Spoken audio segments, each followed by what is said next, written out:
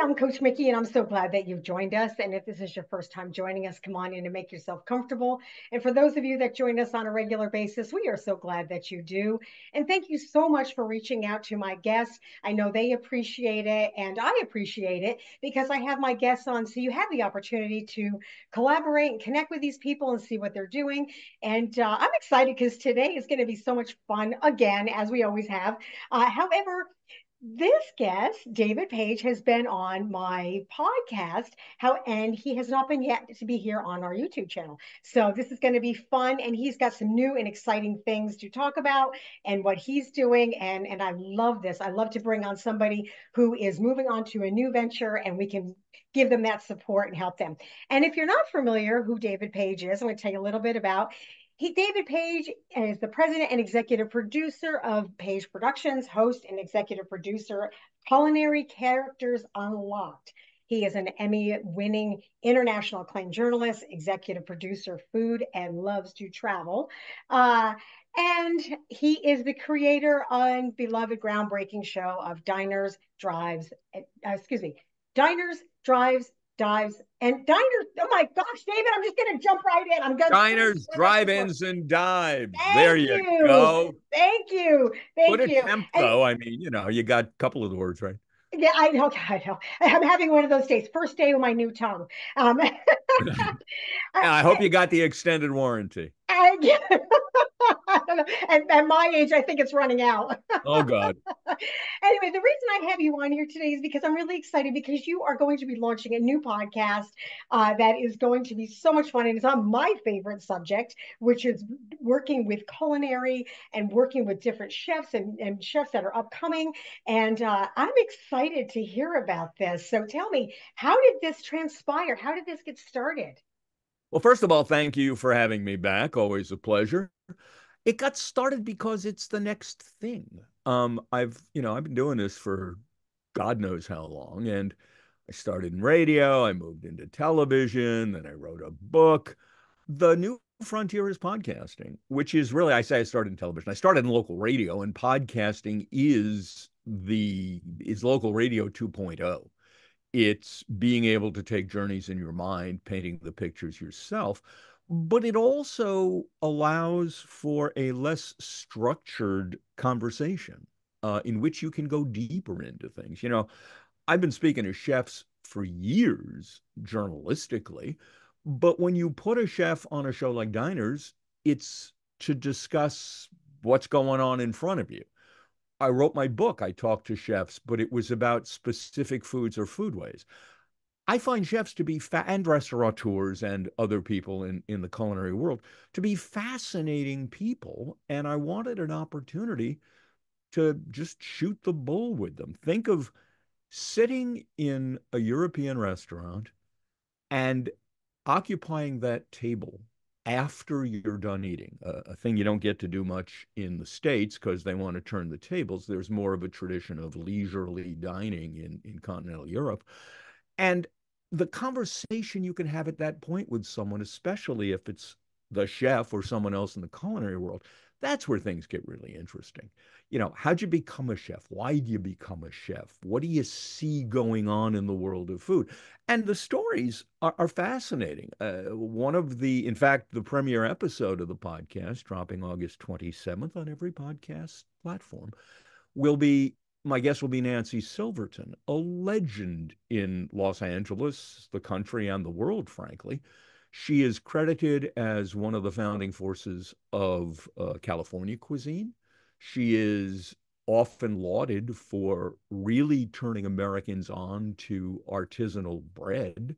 She's won the James Beard Award for Best Chef, Best Pastry Chef, and is owner of the best restaurant in America. Her current restaurant has a Michelin star. She's extraordinary. When I talked to her about her past, I said, were you cooking growing up? The answer is no. She did not grow up as what we would today call a foodie. She got into the business because in college she developed a crush on the guy who was cooking in the dormitory. So she asked him for a job as a ploy to get together with him and begin a relationship. Well, the relationship didn't last very long, but she looked up one day and said, I could do this for a living. And that's how she became one of the world's greatest chefs. It's that kind of story that I find fascinating. And there's something else. Look, to succeed in the food business, it it's necessary to be passionate, and not just in general, although that doesn't hurt.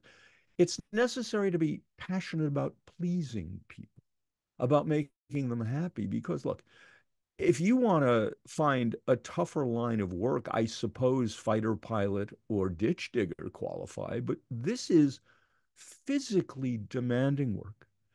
The chances of success are minimal. Restaurants fail left and right, a process deeply exacerbated by the pandemic and now deeply influenced by food prices.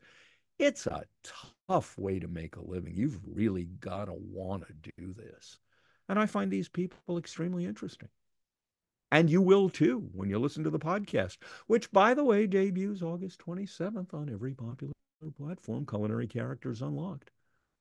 I love it. And, I've always wondered that because I know being a restaurant owner just in general takes a lot of time, commitment, and now you throw the passion in there and that really sets up for success. I'm just like anything else. However, but to take something where you've started, as her story, where she just started cooking and then realized she could make a life out of it and go on to make it into a career and then excel into becoming a Michelin star chef and then having a number one restaurant. I mean, that's a lot of work, time, and commitment. And hearing those stories is always inspiring, whether it's through the restaurant or through that. But I do know for a fact that food is a very difficult career to be involved with because there's so many different people available to do it. You have other guests that are coming on too. I mean, and you said some of them were maybe upcoming chefs and people that are working in this field. Yeah, I talked to Christina Lynn, who won a 2024 James Beard Award as Best Chef in the Midwest. She has two restaurants. She is the daughter of Vietnamese immigrants. She has a Southeast Asian restaurant in Minneapolis, which is not only, I was going to say just, but I don't mean to demean the cuisine in any way. It's not only Vietnamese. It is her fusionistic take on foods from all over Southeast Asia, Indonesia, Thailand, yes, Vietnam. And it's for her work there that she just won the James Beard Award. She began in the food business with no experience in the food business, partnered with her husband who had no experience in the food business, and they just decided one day, let's get into the food business. So they looked around and decided to open a food truck. Uh, Many successful brick and mortars start as a food truck because financially it's a hell of a lot easier, although the regulations in some places are still Byzantine. They decided to start a food truck and they went looking for a cuisine to feature, and they chose arepas, which are a generally South American, Colombian, I think Peruvian, uh, cornmeal bunned sandwich. And they made a go of that, turned that into a brick and mortar, and then because it's Minneapolis and a food truck doesn't really work in 30 below, they would spend the winters elsewhere. For example, backpacking one year through Southeast Asia. And to some extent, rediscovering her parents' cuisine, although she ate plenty of it at home, but also discovering the cuisines of other countries. And she brought that back and decided, yes, it's time to open something featuring that kind of food. And, the difficulties in doing that are who the hell in Minneapolis has cooked Southeast Asian food? Every chef that comes in, as trained as they are, needs to be retrained from the beginning in an entirely different kind of cooking. It's not simple. There's this view that you throw some stuff in a wok or I guess wook is the more correct pronunciation. Throw in some coconut milk, and ta-da, you got Southeast Asian cooking. It's not like that. It is a highly complex bunch of cuisines. I said to her, I said, let's talk Vietnam. Yes, I certainly know there was a North Vietnam and a South Vietnam because I grew up with a draft number the last year they were drafting for the Vietnamese War, and luckily I was not called. But all I know about Vietnamese culture is there was North Vietnam, there was South Vietnam, now there's Vietnam. I said, but every country, every culture has more than a national cuisine. They have regional cuisines. We talk here about Italian food, generally referring to the red sauce based Southern Italian stuff that came, and is wonderful food, that came here with an early wave of Italian immigrants in the 1800s. In fact, the different regions of Italy all have different foods, as do the different regions of all countries, because initial regional cuisines are based on what grows there or what can be hunted there. And it's different in Calabria than it is in Venice. Well, it's the same in Vietnam. As Christina explained to me, yes, there is a generally northern cuisine and there is a generally southern cuisine, but there are also individual cuisines such as the mountainous regions or the Mekong Delta, where it's even more seafood based than in the rest of the country. So one of the things I want to get into is beyond what there's more to Vietnamese cuisine than pho and banh mi's. And that's the kind of information that fascinates me. Well, I know you have traveled a lot of the world because in our prior podcast we had covered a lot of that when you were, from your first book. So I know that you're familiar with a lot of it because you even shared a lot of those experiences from the foods that Mhm. you had an opportunity to take part of. And it makes a lot of sense because even for me, I've traveled a lot of the world, but also even just here in the United States. I mean, look at you've got Southern cuisine when you go to to Southern Louisiana. I No, mean, no, back up. Define Southern cuisine. well, It's yeah, a okay, okay. series of regional cuisines that differ by location. You're right. You're right. And I was going to say that I had an opportunity to have alligator. Well, you're not going to get alligator in Tastes like California, chicken. right? But you're not. But so it makes sense, like in every other country, for the same thing. But what a gift to have someone who could take all those flavors and meats and spices and then present them and bring them to give you a true taste of that culture. Someplace you would never get a chance to experience it. And Minnesota, my gosh, I mean, where are you going to get that in Minnesota? But how Well, but see, wonderful. you're getting into interesting territory here, which is and remind me to go back and talk about Southern cuisine in my conversation with Adrian Miller. But what you're seeing in the country now is to some extent a homogenization of regional cuisines because it used to be that if you wanted Memphis barbecue, you pretty much had to go to Memphis. And if you wanted Central Texas brisket, you had to go to Central Texas. But with freezing and air shipping and the internet and growing mobility in the country, when I say growing mobility, I mean over the past 75 years, um, you can now get versions of what used to be regional out of those regions. And on the one hand, if I live on the Jersey Shore, if I want some brisket, yes, I can go get it. It's not going to be anywhere near as good as the brisket that I get at Louis Miller's Barbecue in Taylor, Texas, which is the best I've ever had. So it's, what's better, availability or perfection? I still like the romance of eating what comes from a particular place in that particular place, and the chances are they're going to do it better. And it's so unique. To some people, New Orleans is legendary for oysters. Well, it is, in my view, for some oyster dishes. Fried oysters, barbecued oysters, those are great out of the Gulf Coast. But if I'm eating oysters on the half shell, I find Gulf Coast oysters, because of the warmness of the water, to be less briny and less tasty than the oysters I can get right here off the Jersey Shore. Now, what's hilarious is that when you go to happy hour around where I live, which is a tourist area, the local oysters, the Delaware bays, are up on the happy hour board for $1 each. And the imported oysters from the Pacific Northwest or the Gulf, those are $2 and $3. Well, the best oyster on the board is still the Delaware Bay because it's local and easily available, hence mildly cheaper. The tourists tend to go for the more expensive stuff that doesn't come from here. If you're someplace, eat what they produce.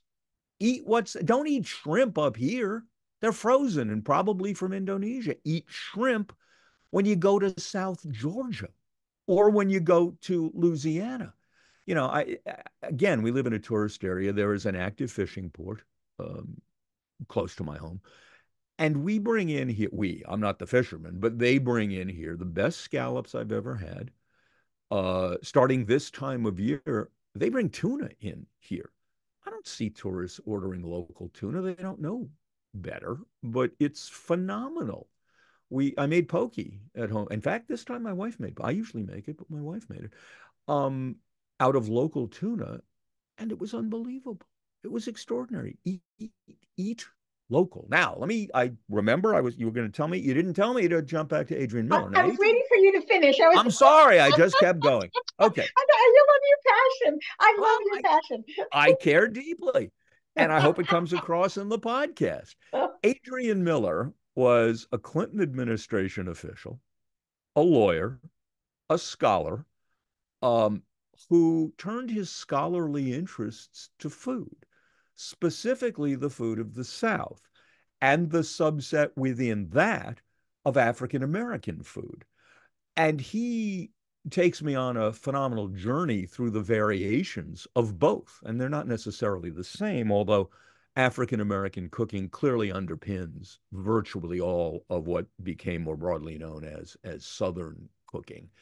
Um, and he's fascinating. It's the stories of how food developed in the South cover so much territory, from a barbecue sauce invented in Tennessee by German immigrants so that they could be reminded of the tangy flavors of German dishes like Sauerbraten, to whole hog barbecue, which was pretty much developed by enslaved African Americans, uh, to the differences between low country cooking in the Carolinas and New Orleans cooking, which to some extent starts with similar ingredients, but ends up significantly different because of the way the dishes evolved over time and because of specifically which ingredients were available where. It's funny how you were saying this and a story came to mind for me based on the different regions that you're from. I'm originally from New York, and at the time, the person I was married to was from the South. Well, the first time I went to his house and I had met his parents, we had gone back. It was in Atlanta. They had made breakfast. Now, I was not familiar with grits. I was only familiar with cream of wheat. So here his family serves grits. Now in the South, in grits you use butter and salt. Well, unbeknownst to me, and unbeknown to me, I grabbed the sugar and the milk, and I thought their heads were going to explode because they're like, "What are you Now, doing?" by the way, there are places in the South where you do put sugar in grits. Yeah. Apparently not where you were. Well, Um, you're talking about many, many, many years ago. So I think everybody's evolved now, but just to tell you the difference. And then I've come to I love shrimp and grits. Oh my gosh, I had that down in Savannah. And then you get that low boil where they just take that big pot and they just dump it on your table and you just share it family style. And I love it. See, this is why I love talking to somebody like you, because you've experienced, you've traveled, you know this. And I think people are they don't get out of their comfort zone enough when it comes to food. They but want but to always go to the also, same thing, the same place, and it's like, come on, try something different. but what's fascinating is how much I don't know. Talking to Adrian Miller, for example, Was it Adrian or wait a second? I don't think it was. Who was I talking to? Give me one. Oh, I think where is his name? Oh, I'm so sorry. I've lost track of who it was. That's okay. I Come was back to it. okay. No, talking to uh an expert on gulagichi cooking, which really is the foundation of cooking in Charleston and the Low Country. I expressed my belief that shrimp and grits was a quintessential gulagichi dish. And he said, well, we eat it, but frankly, if you walk into a gulagichi home, which simply means they are descendant of enslaved peoples, you're more likely to be offered fish and grits, fried fish served atop grits. That shrimp and grits, yes, they're popular, but that was never the keystone dish, even though it's now been adopted increasingly by white Southerners as a cornerstone meal. And when I was in Charleston not that long ago, I enjoyed shrimp and grits, not having heard yet about fish and grits. But that's on my bucket list for next time. That's pretty awesome. I would say out of all the places that you've traveled and all the food that you've had an opportunity to experience, what would you say is your favorite and your favorite ones that you've actually have had? Well, look, it's the old analogy, who's your favorite child? Now, I only have one child, so that's simple. But I can't pick a favorite, but I can discuss some extraordinary moments. That'd be great. Okay. I mean, sitting on the ground in Ethiopia around a fire, eating a traditional Ethiopian meal with local residents, which consisted of a rather spicy meat stew or braise that you picked up with these kind of spongy pancakes, sort of the way you would eat a Mexican breakfast, let's say. That was pretty extraordinary. Not only was the food amazing, but the I've never been to a more physically interesting or prettier place than Ethiopia, so that was pretty cool. We had a meal in Luxembourg. I was with NBC News at the time and was looking for a way to tell.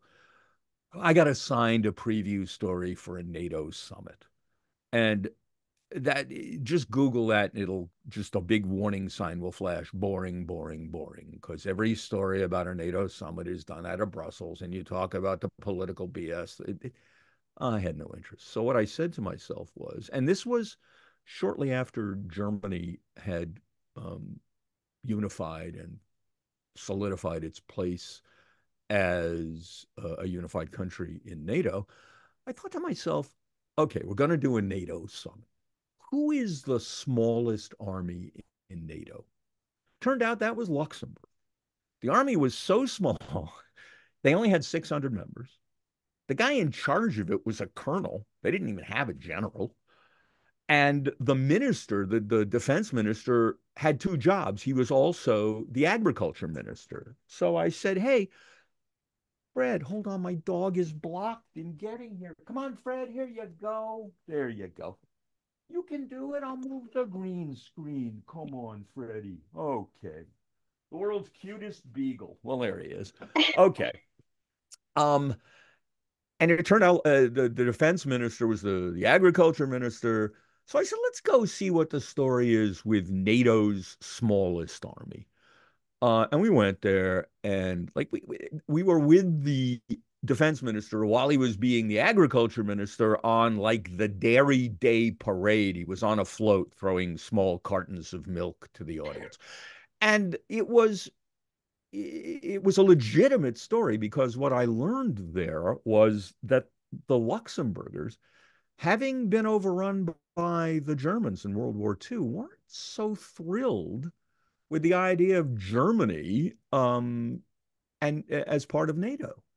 And they pointed out we're not so this isn't all so great. So there was a political element to the story.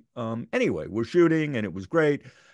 And we're exhausted. We're tired. I don't know why. We're covered with mud. I don't know where we've been that day. And driving back from the French border to Luxembourg City, and you're thinking to yourself, could this story get any longer? Driving back from the French border to Luxembourg City, we're hungry and we see a sign for a restaurant. So it's me, my correspondent, and our crew, sound and picture. And we pull up this kind of private driveway to an old stone building. We walk in, and I suddenly realize we have made a big mistake. This is as white tablecloth a restaurant as you're going to find. We're in mud covered jeans. This isn't going to work. And I'm thinking maybe we should leave. And the owner sees us and comes out. And the owner is an expatriate from Tucson who was so thrilled to see us that he delivered one of the finest meals of my life, complete with his own private stock champagne. That was a very special experience. Um, I had one in Hong Kong, and my work was Europe, Africa, and the Middle East. I went to Hong Kong with my wife and daughter for the Beijing Olympics, the equestrian games of those Olympics, which I think was 2016, but I got to double check. Anyway, the equestrian games were held in Hong Kong, the illusion being, the explanation being so that all of China could be included. The reality is no one was taking $1 million horse into mainland China for fear of equine illness. Anyway, and my daughter, not at Olympic level, but was a successful competitive equestrian. So we went to Hong Kong for the games. Anyway, while we're there, I decide we need to find a restaurant no visitor has ever been in, a truly local place. And I convinced the concierge at the hotel that I knew what I was doing. I was serious. And he sent us off to a place. We got there, and the entrance was down a flight of stairs. And you walk in, and it's this massive room filled with communal tables. We're the only Caucasians in the place. It's a cacophony of, was it Mandarin? I'm not sure what Chinese dialect was mostly spoken in Hong Kong. Anyway, so we find ourselves seated at a table, and we finally get noticed and served. Now, the first thing they bring to your table is some bowls with tepid water, a bowl with tepid water in it, and some spoons or bowls with, anyway. The idea being that you are supposed to wash your own spoon in this bowl of tepid water. Okay, I'll take the risk. Then what it turns out to be is it's like a dim sum parlor in the United States, only massive. I say the United States, New York, Philly, San Francisco, well, places with significant Chinatowns. Um, and people are coming around with the wicker baskets full of dim sum, and we're pointing and we're having a great time. And uh, one basket comes by, and I point at it, and suddenly from the table behind me and to my right, an elderly gentleman pops up and says, and now no one has spoken to us, no guests there. This guy speaks up and says, and I quote, "That not for you." Now, of course, and first of all, thank you, sir, for trying to protect me from making a gustatory mistake, because it's pretty clear Americans are very, very timid when it comes to food choices. But now I had to try it. It turns out it was duck foot, which ain't my favorite, but it was fine. I mean, it had a unique texture, not a whole lot of flavor. I mean, duck foot and eggplant are the same thing in that they're relatively tasteless and they serve as a flavor delivery system for something else. But the moment of this guy trying to guide me away from something he presumed I would not like, how do you get a better meal than that? That's awesome. I love it. Oh, can I And throw in one more? yes, absolutely. You know what? Oh, Actually, I'm going to give you, we got 5 minutes. I'm going to let you wrap up the last 5 minutes. And I definitely have to have you back. I want to have you back to share some more stories I would love and to what you're come back. doing. Thank And you. also what you're doing because, and again, give a shout out about your podcast before we wrap it up and then tell your story because I want people to be able to reach out to you because I know they're going to want to hear more, especially with what you're sharing here I and to would have be a whole podcast delighted of to this. come back. Okay, quick story. I was in Iraq before the first Iraq war. I was there for a long time. The food was awful, of course. It's Iraq. Uh, the government throws me out before the war starts, which I was disappointed about, but they kicked me out. And back in the day, they were loose about travel. So I booked my travel through the Rome Bureau and I said, listen, I'm dead. I want to stop in Rome for a couple of days on the way back to my home base in Frankfurt. Could you book me into the Hassler, which at the time was one of the top 10 hotels in the world? It's the one at the top of the Spanish Steps. Keep an eye on the clock. Cut me off if I have to You're jump. good. You're good. Anyway, I said, please tell them that I have been living without vegetables for quite a while. And after I check in, could they deliver a caprese to my room? You know, caprese, sliced tomato and mozzarella and basil. So I check into the Hassler, which is just an extraordinary hotel. And I get to my room, and seconds later, they wheel in a room service cart with the biggest silver platter I've ever seen in my life. And they take this filigreed top off, and it is the biggest caprese I've ever seen. And I think to myself, I can't possibly eat this. But it was the freshest mozzarella to be correct, and the freshest Italian tomatoes. And I gorged the whole thing down. I had tomato juice flying. It was perfect. Now, my podcast, Culinary Characters Unlocked. You can get it at culinarycharactersunlocked.com or any of your favorite podcast platforms, including, of course, Apple and YouTube. And some of the early guests, I've got Dan Barber, who is the absolute cutting edge of redefining American eating at this point. I've got Drew Nieporent, who partnered with Robert De Niro to open Nobu and Tribeca Grill. I've got Marvin Lender, one of the three brothers who brought the bagel to all of America. I've got Tony Gemignani, a 13-time international pizza winner. I've got great people. And I've got some people you haven't heard of that you're going to want to look for after you hear them talk to me. That's Culinary Characters Unlocked twice a week. First episode, August 27th. Did I get in before the clock ran out? You are good. You are Thank you. good. Thank you. I'm excited for you. I think this is going to be wonderful. I'm definitely going to be listening to your podcast because again, you're covering my who doesn't love food? I mean, it's one of the great things. And plus to have all these wonderful people on, please, please, please, everybody, reach out. All the links will be down below. If you're looking at the YouTube channel to reach out to David and we know where his podcast is and where you can find it, along with also his website.